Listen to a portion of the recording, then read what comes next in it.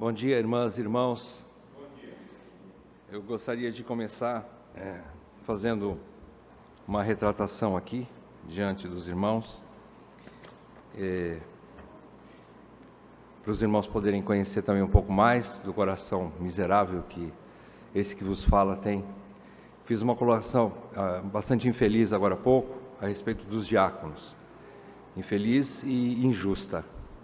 Se nós temos hoje diáconos que estão caminhando nessa maturidade, é porque lá atrás tivemos outros irmãos que ajudaram esse crescimento.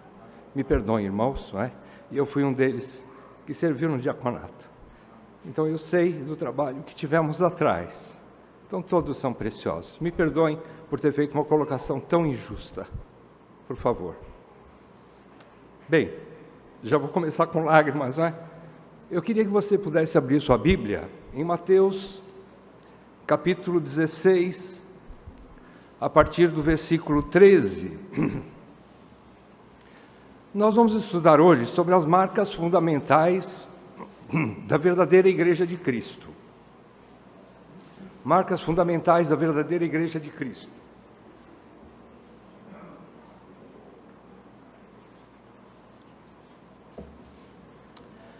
Queridos, nós temos tido algo muito novo nos últimos tempos, né? E parece que, especialmente da pandemia para cá, isso se intensificou. Pessoas buscando verdadeiro alimento. Quando eu digo alimento, alimento bíblico, alimento espiritual. Então, diante disso, a gente precisa estar preparado para toda essa demanda, não é? É muito novo, então todos nós fomos, não digo pegos de surpresa, mas assim, a gente precisa amadurecer em alguns pontos, entender melhor como recepcionar, não é? Todos esses irmãos, essas almas queridas que têm chegado. Para isso, eu fiz um estudo aqui, diante das últimas notícias que recebemos, né? Reuniões que tivemos essa semana, auxílio de irmãos queridos, né? de outras entidades que nos auxiliaram para a gente poder ver com mais clareza a realidade, né? dessa situação. E esses irmãos foram preciosos em ter um momento para nos auxiliar. Os 3 presbíteros, o Rodrigo, o César e eu estivemos lá, conversando com esses irmãos, essas famílias, e fomos orientados muito bem. Então eu gostaria de começar falando sobre essas marcas de uma verdadeira igreja. Como a gente pode identificar? Aqui não é algo exaustivo, não tenho condições, eu me baseei um pouco a respeito do que ouvimos nesses últimos dias e também estudando, como nós já estudamos há muitos anos atrás, através do Ministério 9 Marcas, de Mark Dever. Tem um livro muito bom, não só o livro 9 Marcas de uma Igreja Saudável, mas também um outro livro, que eu não me lembro o nome agora, mas é semelhante a esse também, do Dr. Mark Dever também. E a gente tem aí muitas características de uma igreja que a gente pode identificar, mas eu quero trazer somente o fundamento, a principal, ou as principais, que na verdade elas se fundem. A primeira delas, aí em Mateus 16, do versículo 13 até o versículo 19,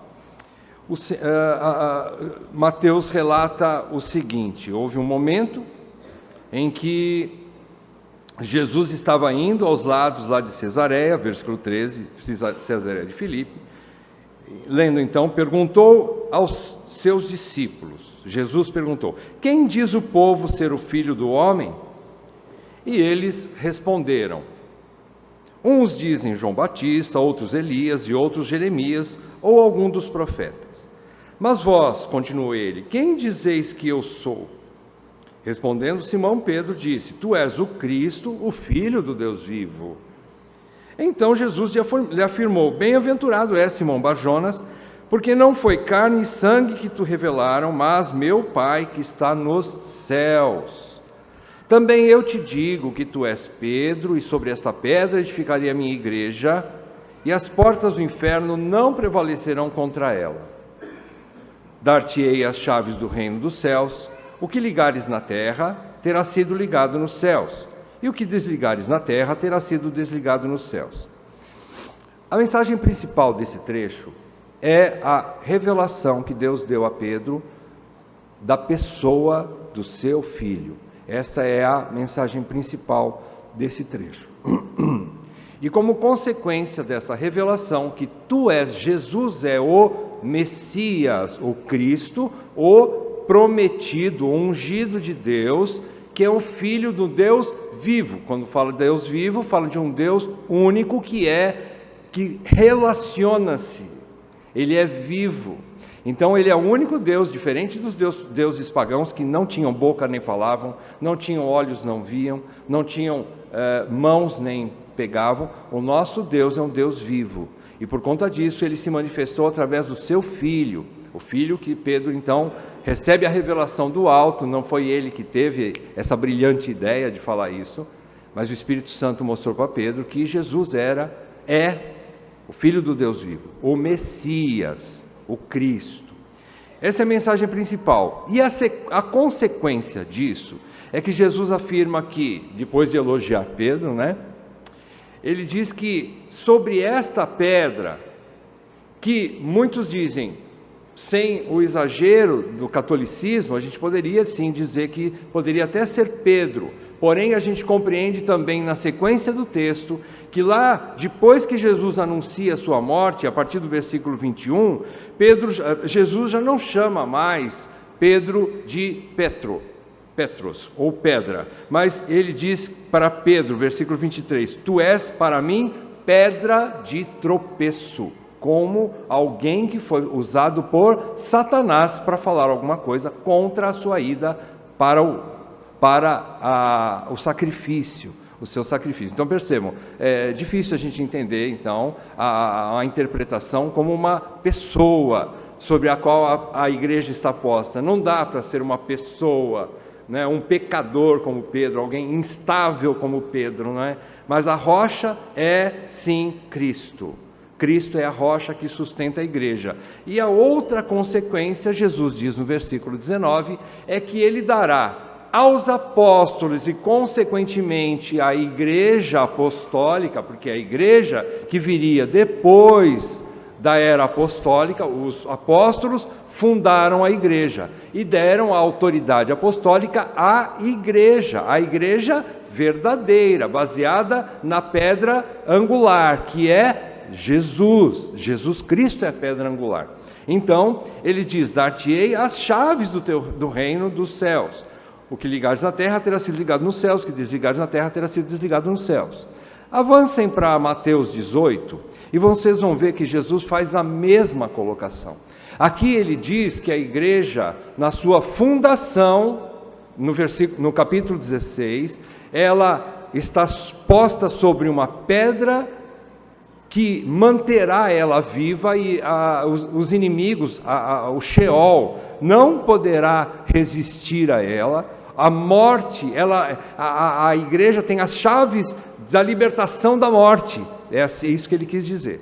Agora no capítulo 18, quando Jesus ensina sobre a disciplina na igreja, a partir do versículo 15, ele vai falar que existe sim uma autoridade sobre essa igreja. Aí ele confirma aquilo que ele disse no capítulo 16, e aqui no capítulo 18, eu só vou ler no capítulo 18, somente 2 versículos, 17 e 18.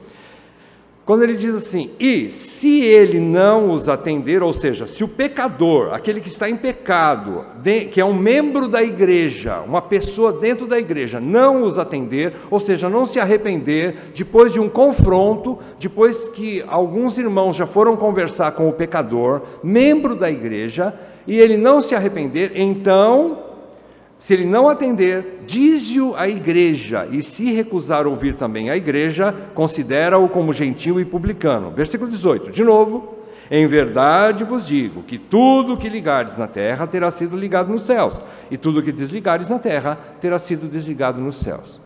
E para fechar, no capítulo 28, no finalzinho, quando nós recebemos, a igreja recebe o comissionamento do Senhor, para que sejamos a entidade, a instituição que vai fazer o trabalho de acolhimento dos convertidos. Então Jesus diz lá no capítulo 28 de Mateus, Do versículo 18 ao versículo 20, Jesus, aproximando-se, falou-lhes, dizendo, toda a autoridade, aqui Jesus já, o Jesus ressurreto, não é? O Jesus ressurreto, ele chega a eles e diz assim, toda a autoridade me foi dada no céu e na terra.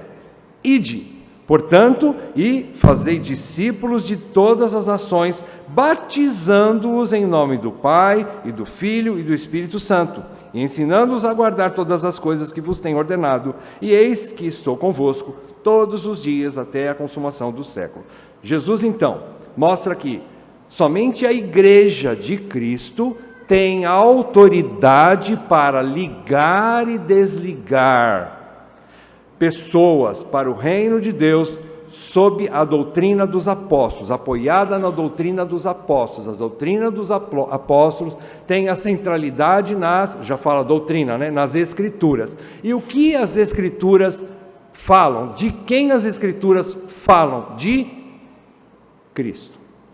Cristo é o centro de todas as coisas. Cristo é o centro das Escrituras. Então ele é a rocha. Então, as chaves significam que somente a igreja verdadeira de Cristo pode soltar pessoas da morte ou prendê-las na condenação ou morte eterna, pelo poder do Evangelho que salva, através da pregação e dos seus consequentes sacramentos, que só ela, preste atenção, só a igreja pode ministrar tais sacramentos. Quais são eles? Batismo e a ceia.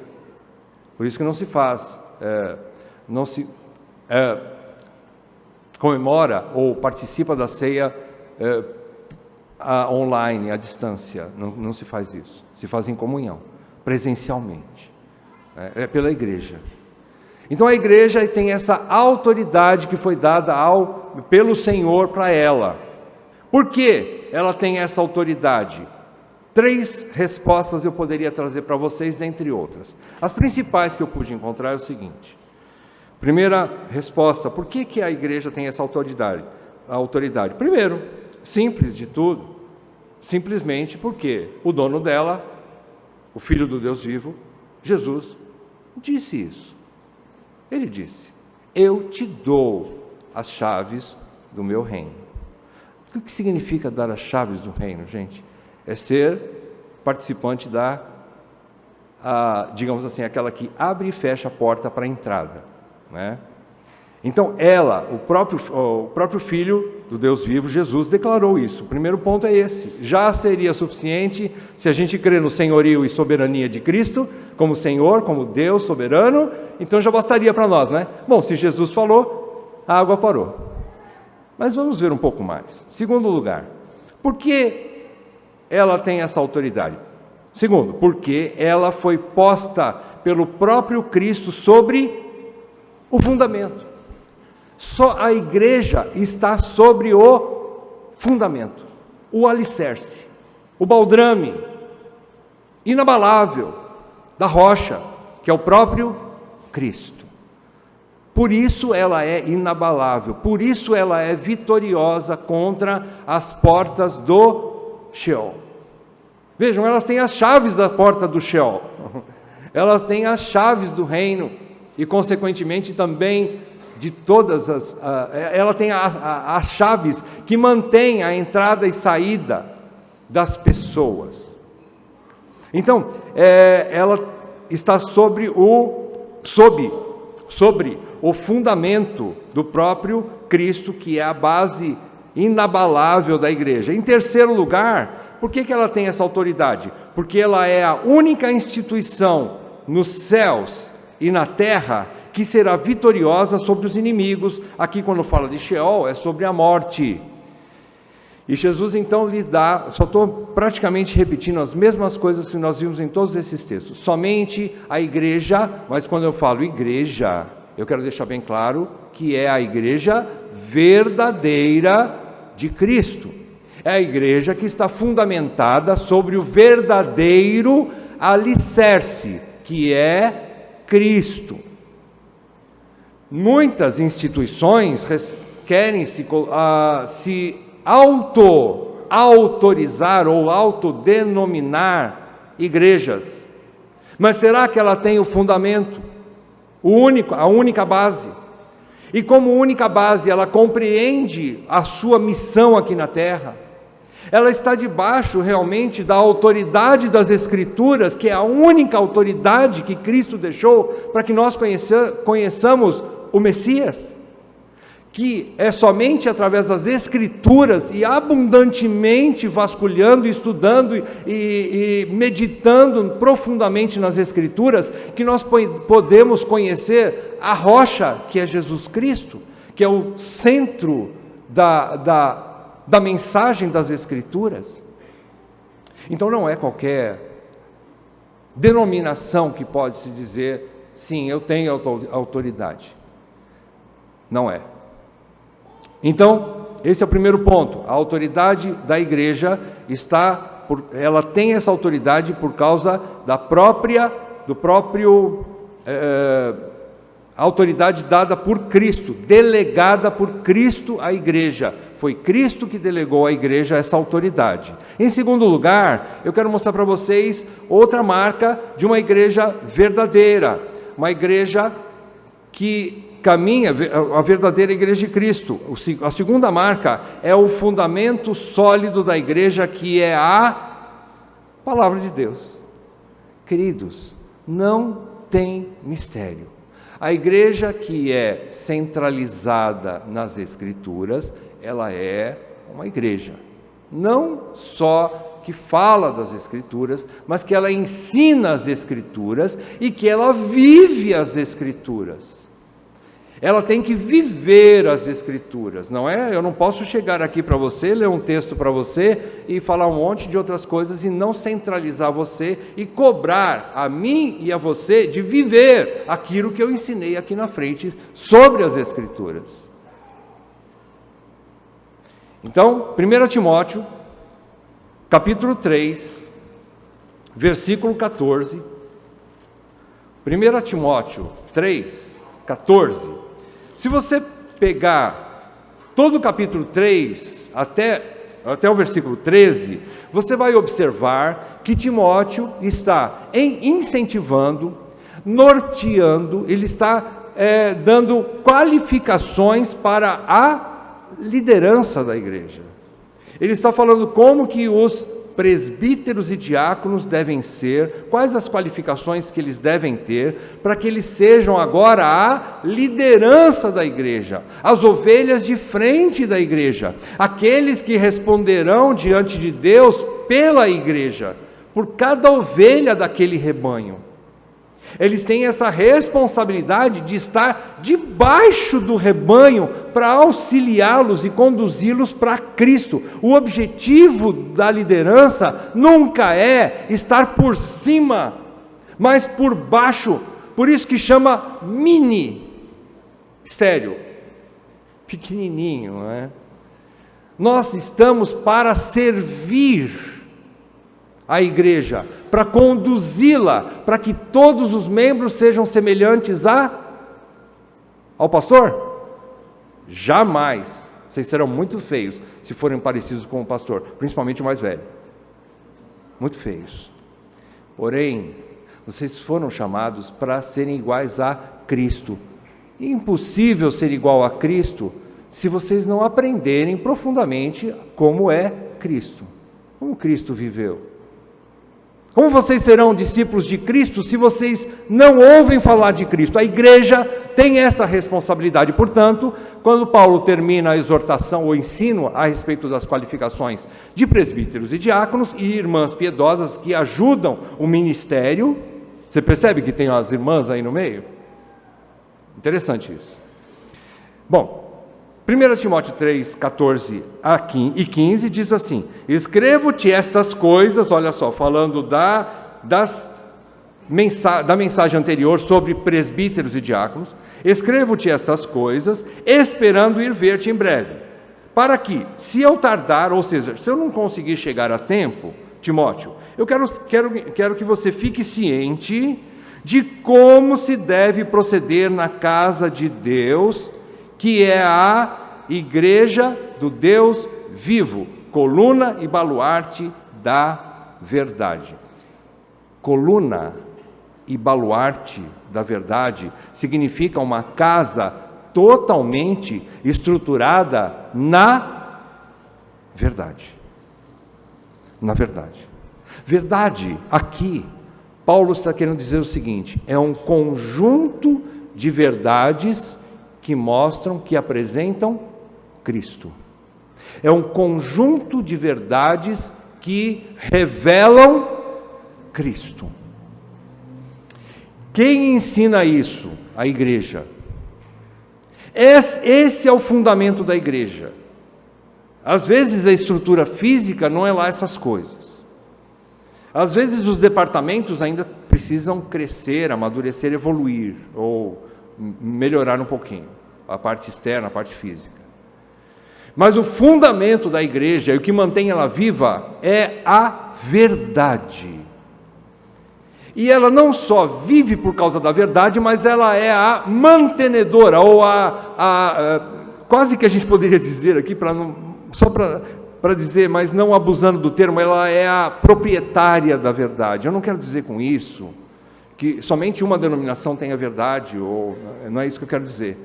Mas toda a igreja bíblica tem a obrigação de estar alicerçada e como ter o baluarte e ser a coluna da verdade, ou seja, ela mostra a verdade, ela expõe a verdade, ela precisa estar baseada e ensinando a palavra de Deus. Verdade aqui é a palavra de Deus, simples. Isto é uma igreja. A igreja que tem autoridade de ligar e desligar, ela tem uma base, é Cristo. Então, a verdadeira igreja de Cristo só tem um fundamento: Cristo.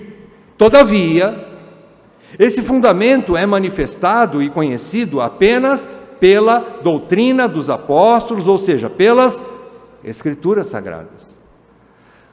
Ninguém conhece Cristo ou se relaciona com Cristo se não for através das Escrituras. O Espírito de Cristo está operando na igreja de Cristo através das Escrituras, pelo poder das Escrituras, para a edificação, como Cristo diz, que eu edificarei a minha igreja. Como é que Jesus está fazendo isso hoje, nos nossos dias, desde Atos até agora? Como que Cristo está edificando a sua igreja? Ele diz que enviaria o seu Espírito para estar conosco até a consumação dos séculos, correto? Estarei convosco até o último dia, o Espírito. E Ele está fazendo a obra, tanto a obra salvadora, como a obra santificadora, através da palavra. O Espírito usa a palavra. A ausência da palavra garante que qualquer entidade que tenha essa ausência da palavra não tem a autoridade de ligar ou desligar. Não tem essa autoridade. A autoridade vem da palavra. Então, a verdadeira igreja de Cristo só tem um fundamento, eu já falei, que é Cristo, que é conhecido pelas Escrituras. Toda a verdadeira igreja de Cristo tem sua vida centralizada na palavra de Deus. Ela não é alguma coisa que você tem em segundo plano, até tem, mas em segundo plano. Não, a igreja verdadeira, ela precisa comer da palavra de Deus, se alimentar da palavra de Deus. Nenhuma verdadeira ovelha de Cristo se sente satisfeita numa igreja onde a palavra de Deus não é abundantemente ministrada. O alimento não é sólido. As verdadeiras ovelhas de Cristo sentem a necessidade da verdadeira palavra de Cristo. Elas são de Cristo, elas sabem o alimento que elas precisam, e uma vez que elas reconhecem essa falta, elas vão buscar alimento. Elas vão buscar alimento. Então, Toda a verdadeira igreja de Cristo tem sua vida centralizada na palavra de Deus, ensinada abundantemente e fielmente. A gente precisa entender também que a verdadeira igreja de Cristo, ela tem compromisso com a palavra de Deus, compromisso de bons mestres. Nós precisamos de bons mestres, pessoas que são fiéis às Escrituras. Eu não posso trazer aqui um texto falando uma determinada coisa e colocar no texto bíblico a minha ideia. Eu não posso fazer isso. Por isso, Mark Dever deixa claro, a primeira marca, a mais importante, eu estou usando o Dr. Mark Dever porque ele é referência para nós, quando se fala de marcas de igreja saudável. Ele é um grande, profundo estudioso, que nos trouxe essas verdades tão claras, né? E isso é tão bom saber, que a gente pode ser profundo, mas não precisa ser obscuro, né? As coisas profundas podem ser transparentes também. São profundas, mas são claras para nós. Então, Dr. Mark Dever diz que a melhor maneira de se expor às Escrituras é expô-las de maneira, a pregação expositiva. O que é uma pregação expositiva? É ler o texto, explicar o texto, e não só isso, aplicar o texto. As ovelhas precisam entender o seguinte: o alimento completo é esse. Você lê as Escrituras, você conhece o texto, o pregador tem que ler as Escrituras, o pregador expositivo, né? Ele tem que ler as Escrituras, ele tem que explicar aquilo que realmente está no texto, não a sua ideia. Existe uma diferença entre exegese e eisegese. Exegese é você colocar a sua ideia no texto. Deus não aceita isso, porque a palavra é dele. Ele não me deu essa autoridade. Eu não posso chegar aqui e dizer para você o que eu penso do texto, ou inventar uma historinha paralela com o texto, ou contar um monte de testemunho e não explicar o texto. Isso não funciona, isso não alimenta o rebanho. Você volta para casa de barriga vazia. É a mesma coisa que comer isopor. Você engoliu um monte de coisa, mas não vai fazer bem nenhum para você. Eu sei que você não comeu isopor, nunca comeu isopor, mas é semelhante, é comer alguma coisa que não sustenta, comer pipoca, miojo. Então, nós precisamos de alimento sólido. A Bíblia nos ensina que nós precisamos de alimento sólido. Então, o pregador tem que explicar o texto, fazer a exegese do texto, é explicar o que o texto fala. Pode doer, pode ser difícil, mas ele tem que trabalhar a semana inteira, às vezes até meses, diante de um texto difícil. Ele tem que se preparar previamente, porque ele não pode chegar aqui simplesmente e dizer assim: olha, o texto aqui fala... marido deve amar a igreja, ou marido deve amar a esposa como Cristo amou a igreja, tá? Eu quero dizer para você o seguinte: é difícil isso aí, viu? É difícil. Estou tentando aqui, mas é difícil. Então, vamos fazer o seguinte: vamos mudar de assunto e foge do assunto, né? Eu não posso fazer isso. Eu não posso fazer isso. Então, a palavra de Deus tem autoridade e poder para duas ações vitais na igreja, registrada aqui na nossa confissão de fé, na cláusula primeira da nossa confissão de fé. Você tem ali o livretinho, quiser levar para casa, fica à vontade, nós temos abundantemente aí para você estudar a nossa confissão de fé. Capítulo 1, nós abrimos a nossa confissão de fé mostrando essa necessidade. Qual é a necessidade?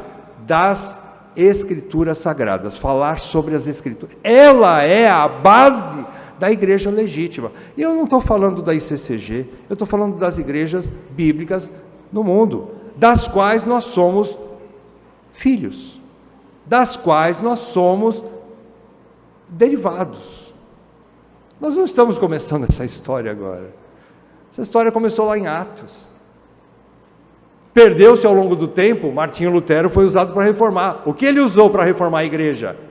A Bíblia, a palavra de Deus, trouxe vida para a igreja, mostrou o engano e mostrou a realidade, através das sola Escritura, e também tota Escritura.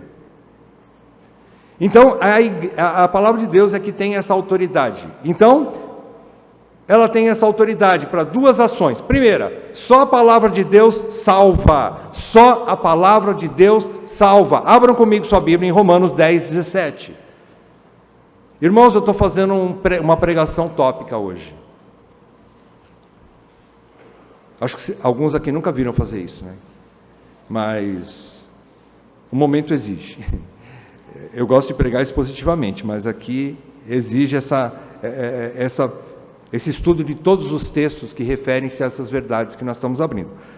O assunto é esse, as marcas da igreja. Então, a igreja, por ter a palavra, e a palavra tem essa autoridade para salvar. Capítulo 10 de Romanos, versículo 17, diz assim: e assim a fé vem pela pregação, mas não é qualquer pregação. Qual é a pregação que Paulo se refere? E a pregação pela palavra de Cristo.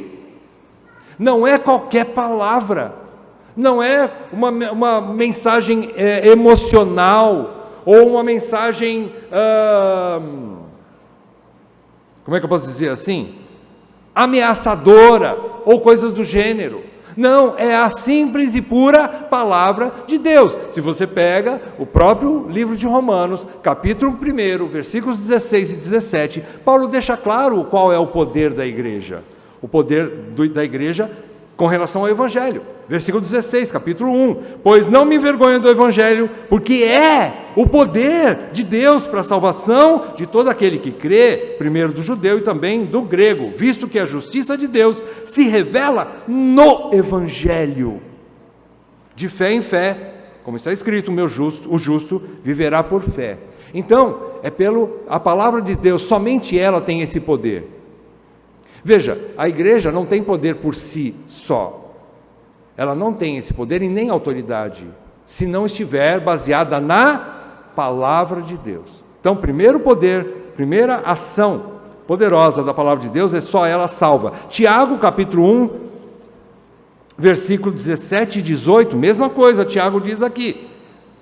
Tiago 1, 17 e 18 diz assim: toda boa dádiva e todo dom perfeito são lá do alto, descendo do Pai das luzes, em quem não pode existir variação ou sombra de mudança, pois, segundo o seu querer, vejam, é Ele que salva, né? O dom aqui é o dom da salvação, da regeneração, nascer de novo, vem de Deus, não vem de nós. Então, pois segundo o seu querer, o querer do nosso Pai de Deus, Ele nos gerou pela palavra da verdade, para que fôssemos como primícias das suas criaturas. Então, somente a palavra de Deus salva. Segundo ponto, segunda ação vital da palavra de Deus através da igreja.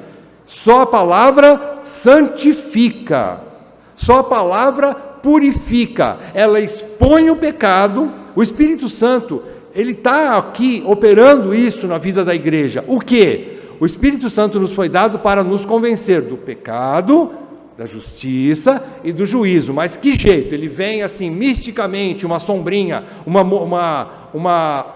vapor, assim, uma fumacinha, entra na minha cabeça e me mostra o pecado que está aqui dentro, e me faz converter o coração? Não. Ele abre os meus olhos, meu intelecto, meu entendimento, para eu ver o meu pecado através das Escrituras. O Espírito só fala através das Escrituras, ele não fala diretamente mais pela boca de nenhum profeta, não. Ninguém pode dizer assim: eu estou recebendo aqui agora uma revelação do Espírito Santo aqui, uma novidade aqui, né? Estou conectado aqui, eu e o Espiritão aqui, Santo Espírito, e vou falar para vocês uma mensagem. Isso não vem de Deus, isso não vem de Deus. O Espírito usa a palavra de Deus para falar com o seu povo. Então, João 17,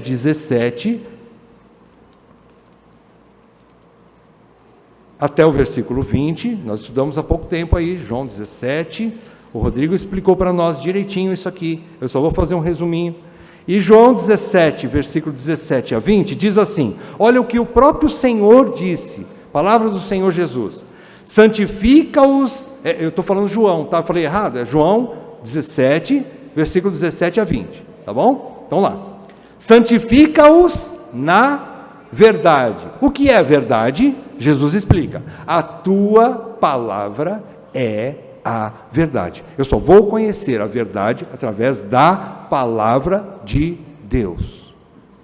Versículo 18. Assim como tu me enviaste ao mundo, também eu os enviei ao mundo, e a favor deles eu me santifico a mim mesmo, para que eles também sejam santificados na verdade. Através da verdade, Jesus purifica a sua igreja.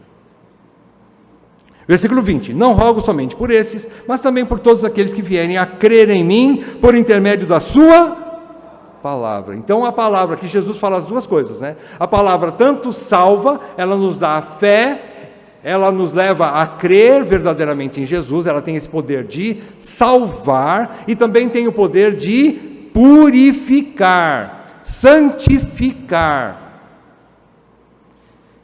Então somente a igreja bíblica tem esse poder. Não por ela, mais uma vez, mas por ela ser bíblica. E se ela não for bíblica, ela não tem essa autoridade.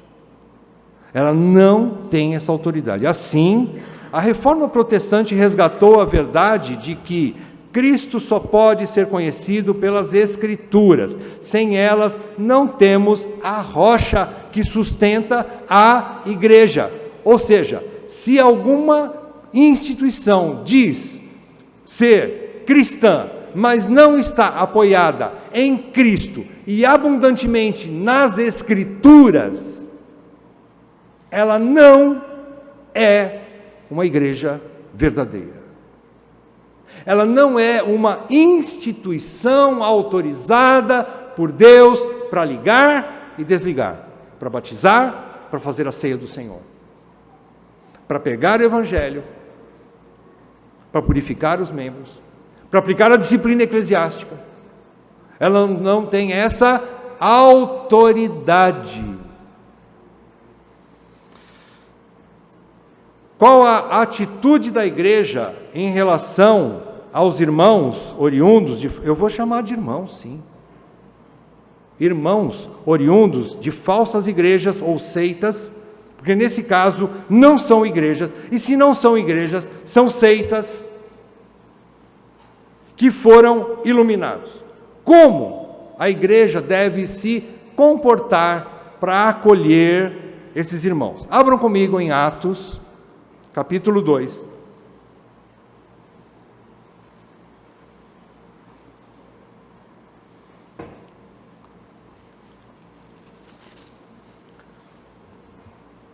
Existem coisas aqui, meus queridos, que é um tremendo mistério para mim até hoje.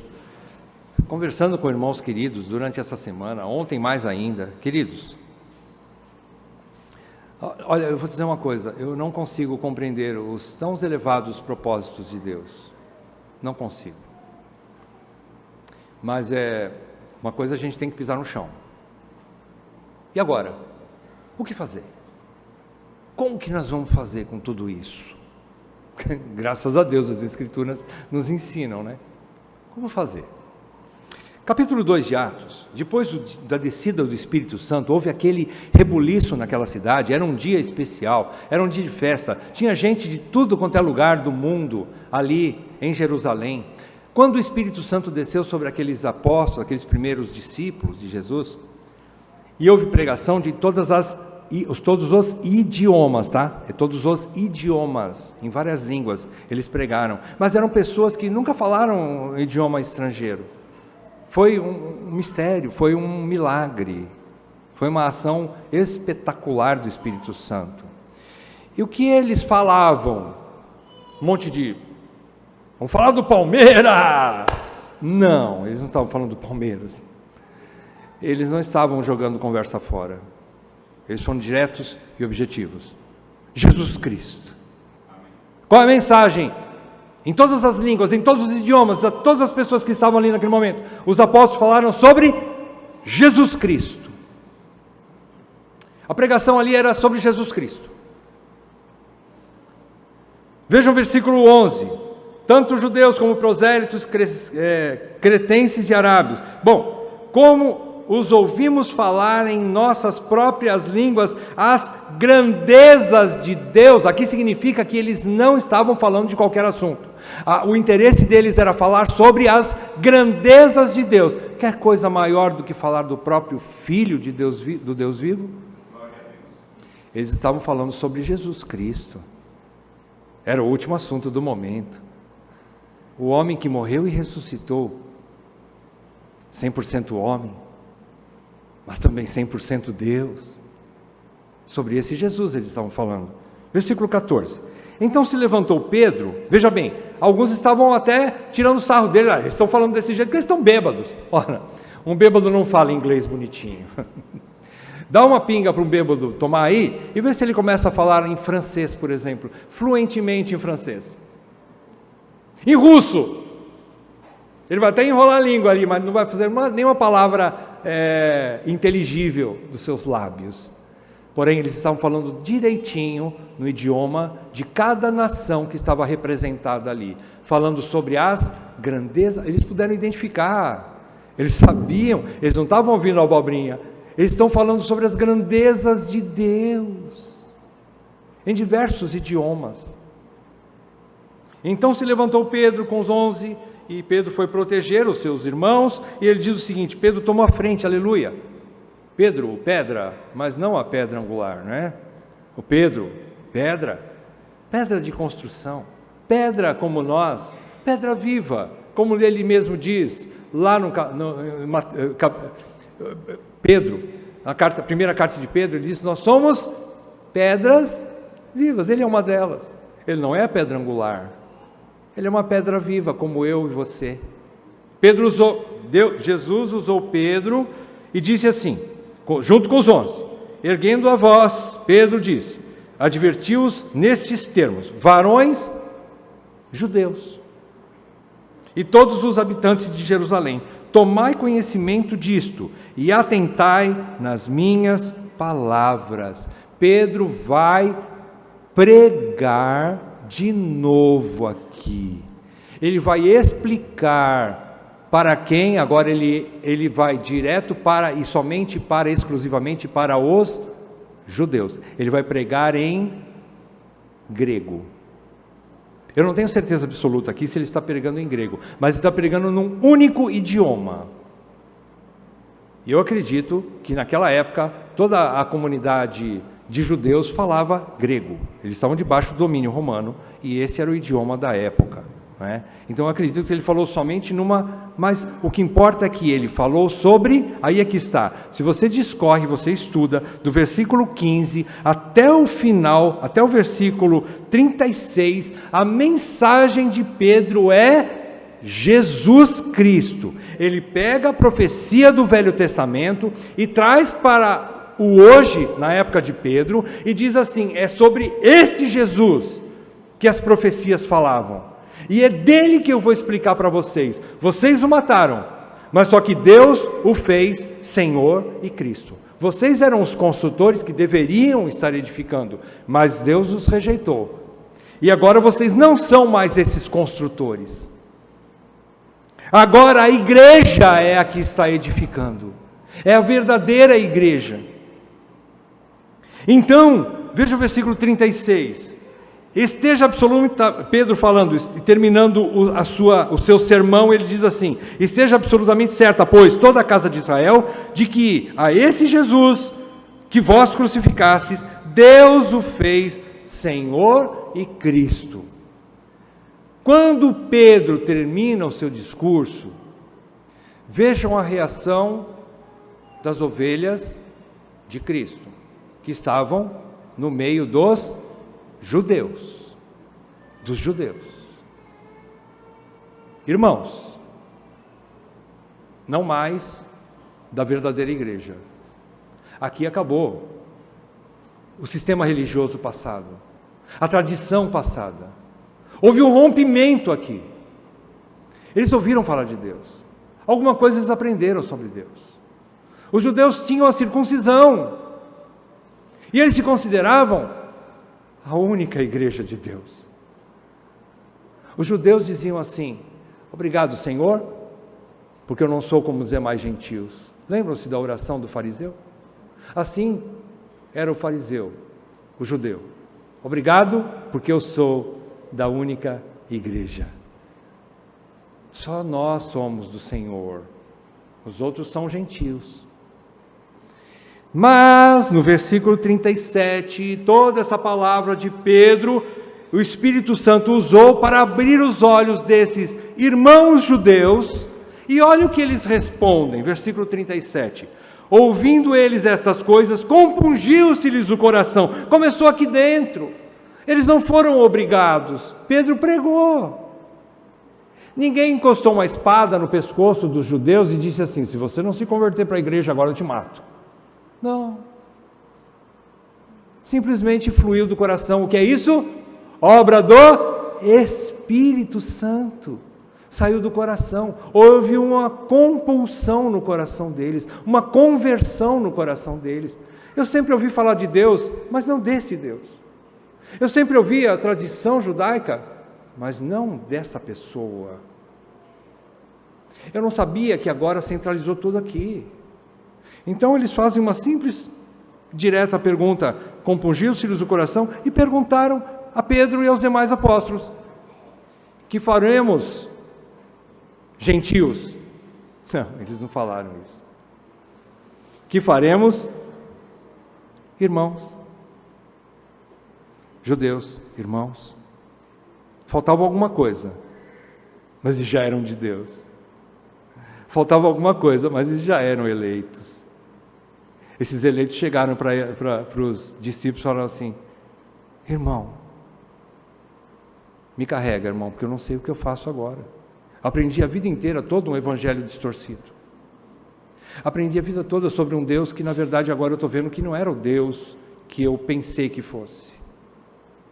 Então, meus queridos irmãos, o que eu faço?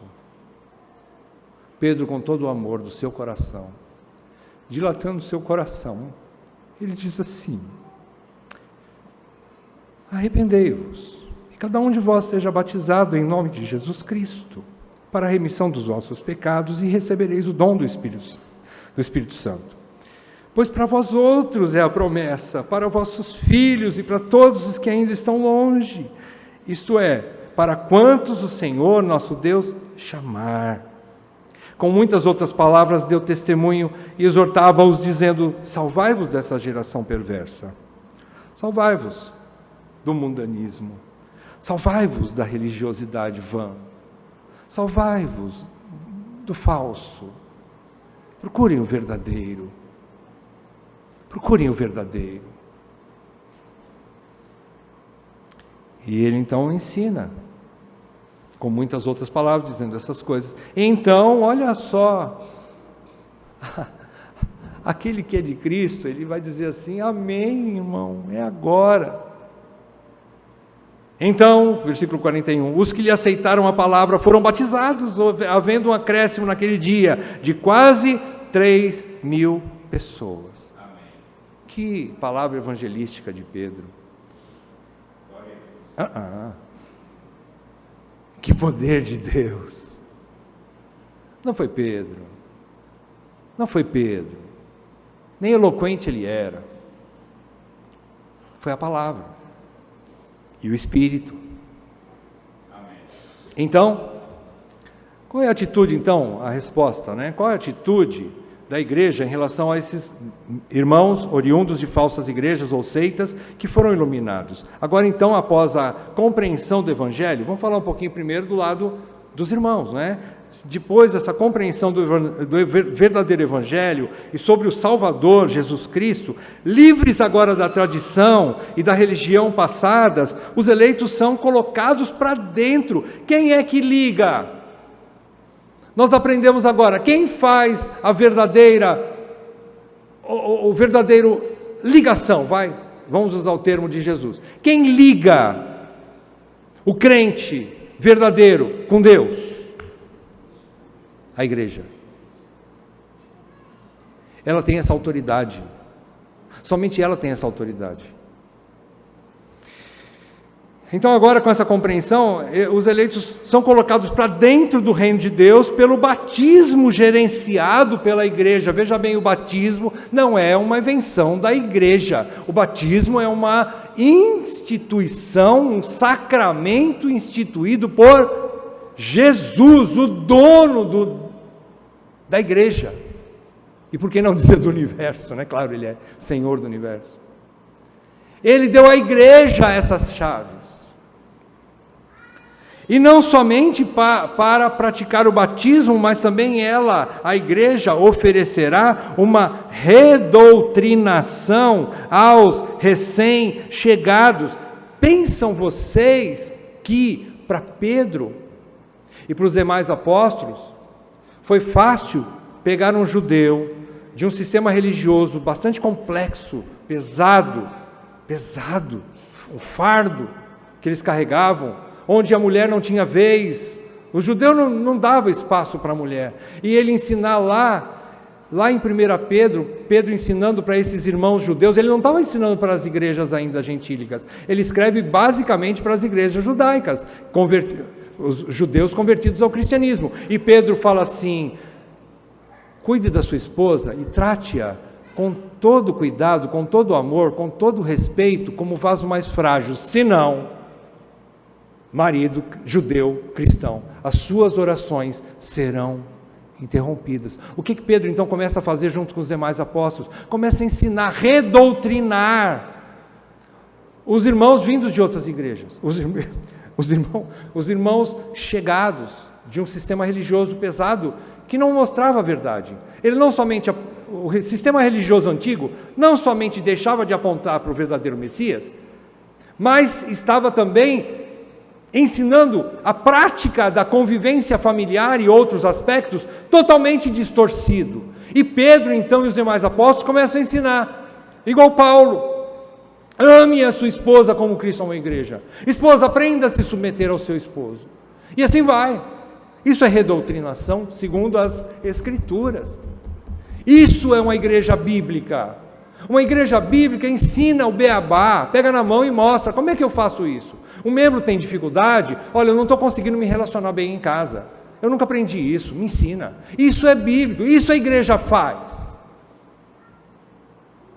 Então, queridos, diante de tudo isso ainda, eu quero fechar dizendo para você, meu pai, o tempo está bem corrido, mas eu quero ainda fechar com uma palavra de consolo para todas as verdadeiras igrejas de Cristo que andavam desgarradas e que agora acharam apriscos legítimos do Supremo Pastor, o nosso Senhor Jesus Cristo. Abra comigo em Ezequiel 34. Irmãos, eu não consigo sair daqui se eu não deixar isso aqui para vocês. Ezequiel 34, se você ler em casa, ele vai falar sobre os falsos pastores, os pastores infiéis.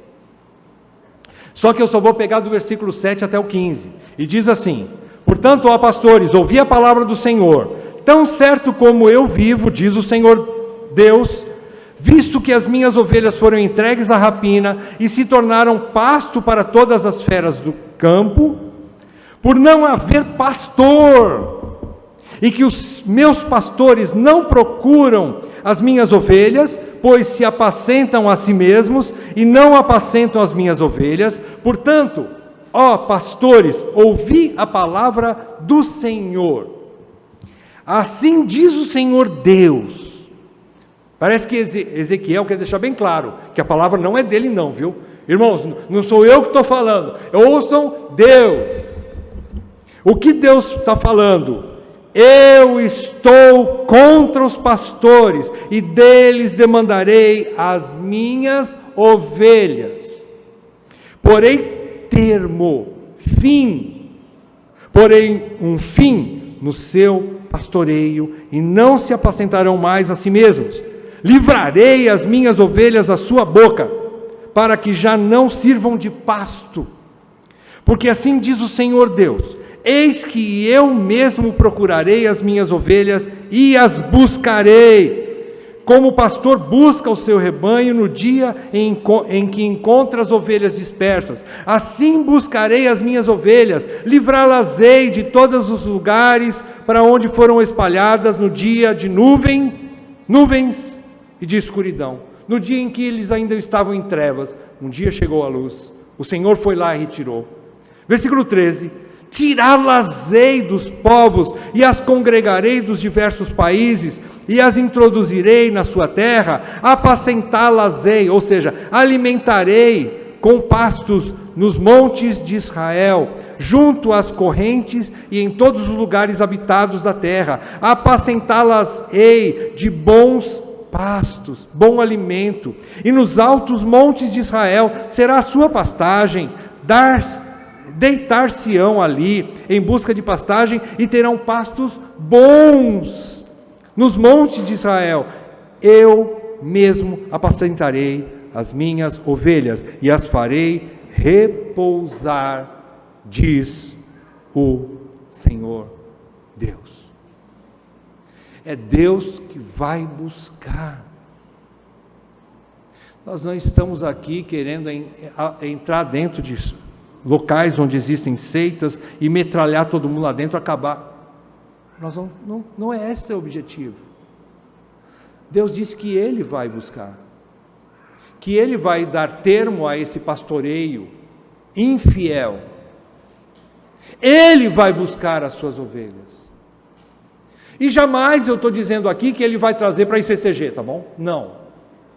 Ele vai trazer para o seu rebanho, aonde Ele quiser levar, onde há alimento bom alimento, pregação fiel das Escrituras. É isso que a ovelha precisa. Ela não precisa de mais nada a não ser alimento bom, Bíblia e mais Bíblia. É isso que a ovelha precisa comer. Então, primeiro, vocês já eram filhos de Deus desde o ventre de suas mães. Não, muito antes. Desde a eternidade passada, vocês já eram eleitos. Segundo, vocês já eram da verdadeira igreja de Cristo, sabia? Vocês já eram. Apesar de estarem fora dela por um tempo.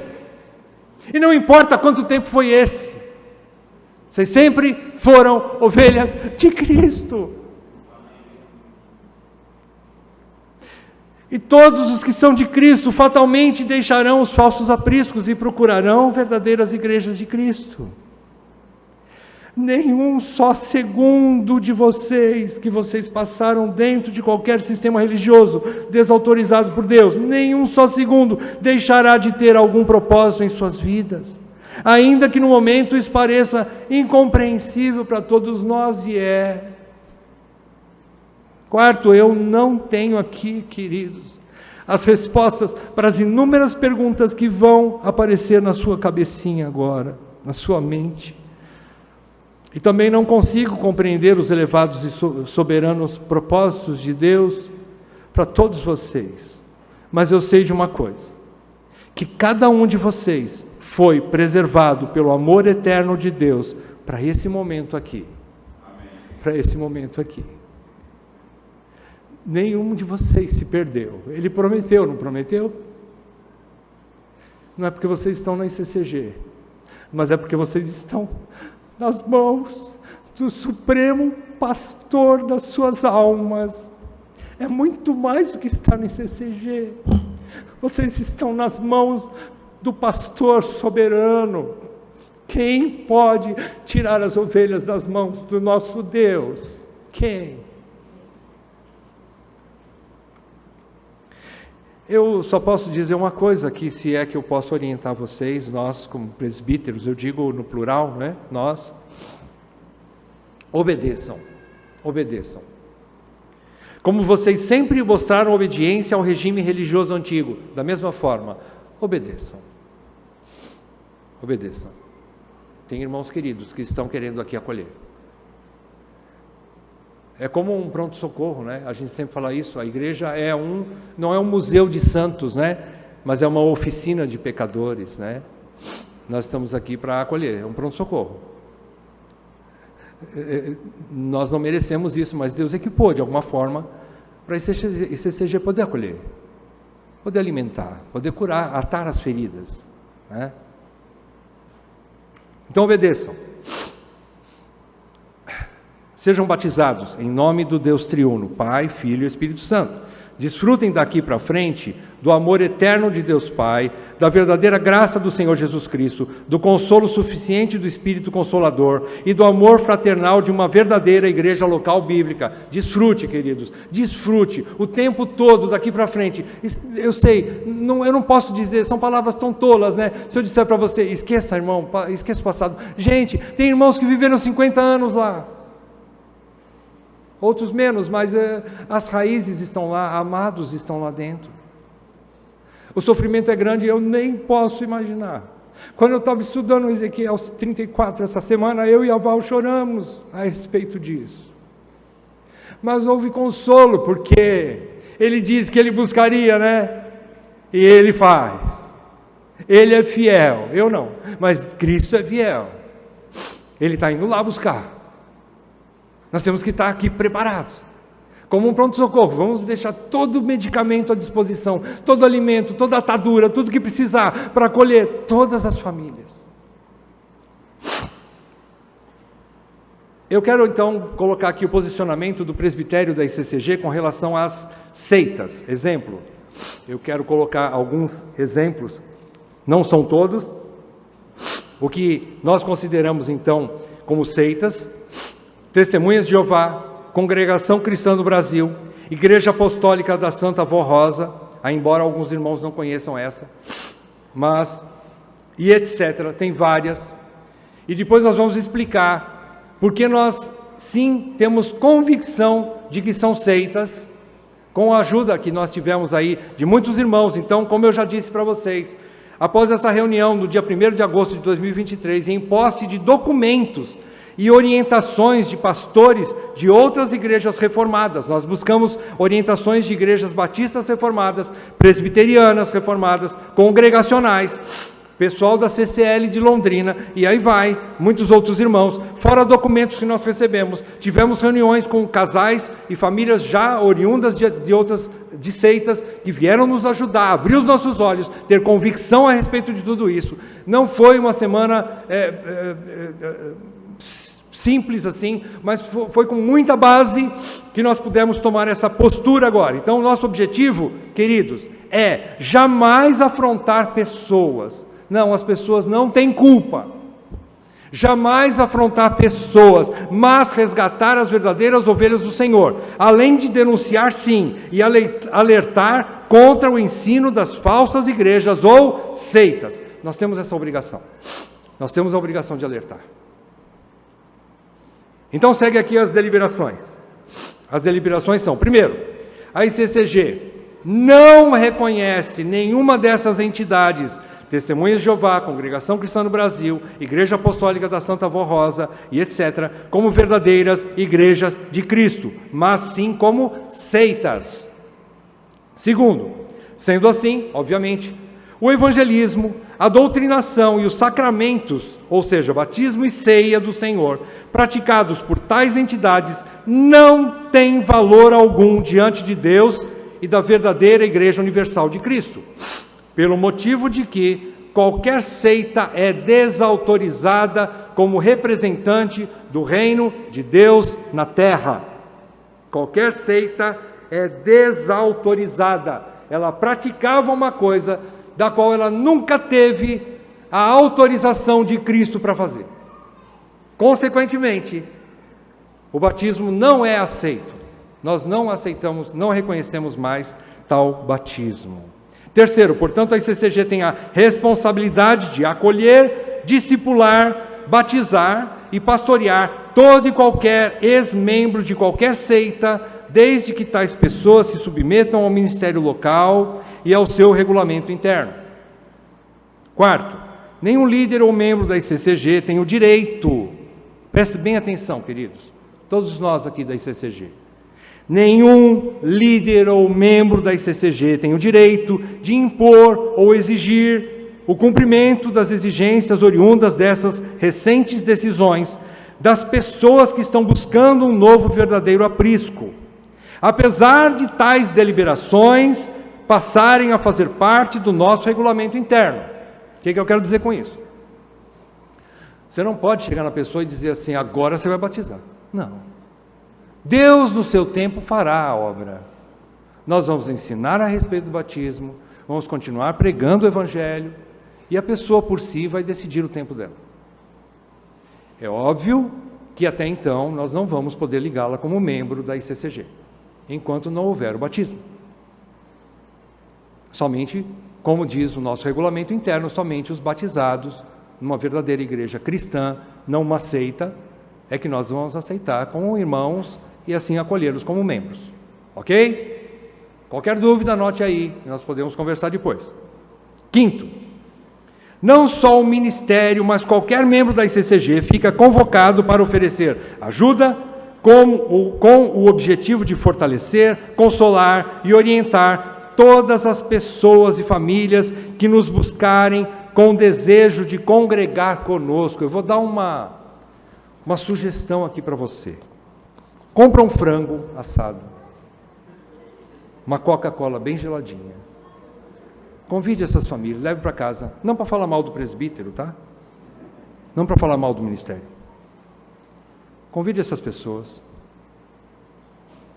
Ensine como a igreja cristã em Campo Grande caminha.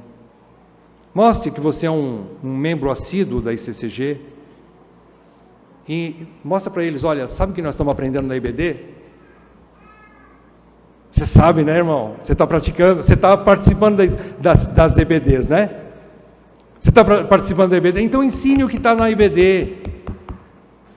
Pega a irmã mais nova, as irmãs mais velhas, pega a irmã mais nova recém-chegada e diz assim, irmã, sabe o que nós estamos estudando nos livros, nas reuniões de mulheres? Olha aqui, eu estou estudando isso aqui. Ensine a doutrina verdadeira. O irmão mais velho está participando da reunião de homem? Pega o irmão mais moço, se você estiver participando. Duro, né? Pegue o mais novo, que está chegando agora. Vamos estudar as coisas de Deus. Gente, quantas qualificações eu estou aprendendo sobre aquele livro, sobre os homens, para os homens, homem nota 10, queridos. Ensine para o mais novo. Não façam conversinha só, tá, vamos falar de futebol, vamos fazer outras coisas, beleza, não tem problema nenhum, mas também fale da palavra. Eles precisam de alimento, eu estou acabando de ler para você aqui, eles precisam de apacentamento, isso significa alimento sólido. Fale da Bíblia para esses queridos irmãos, mostre como você tem se conduzido em casa com o marido.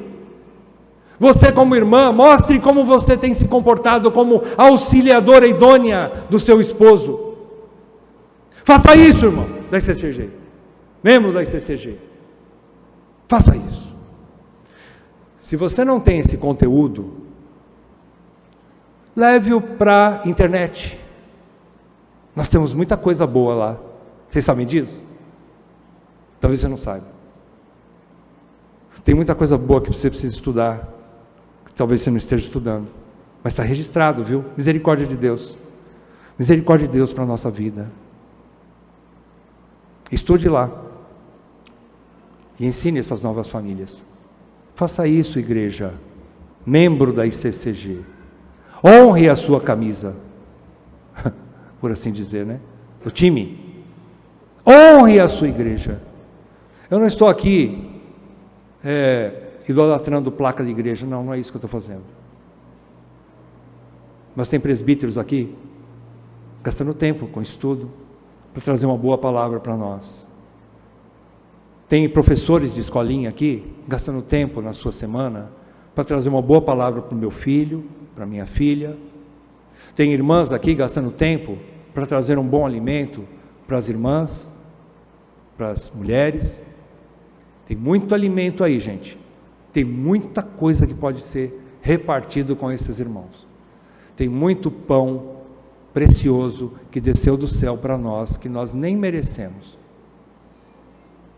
Faça isso.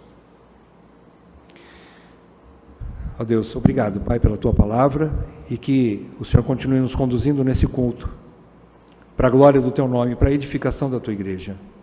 Dá-nos graça de participarmos com fidelidade da Tua mesa, com alegria e disposição de coração, mas também com discernimento. Que nós possamos participar com discernimento da ceia do Senhor. É o que eu te peço, em nome de Jesus. Amém, Pai. Amém.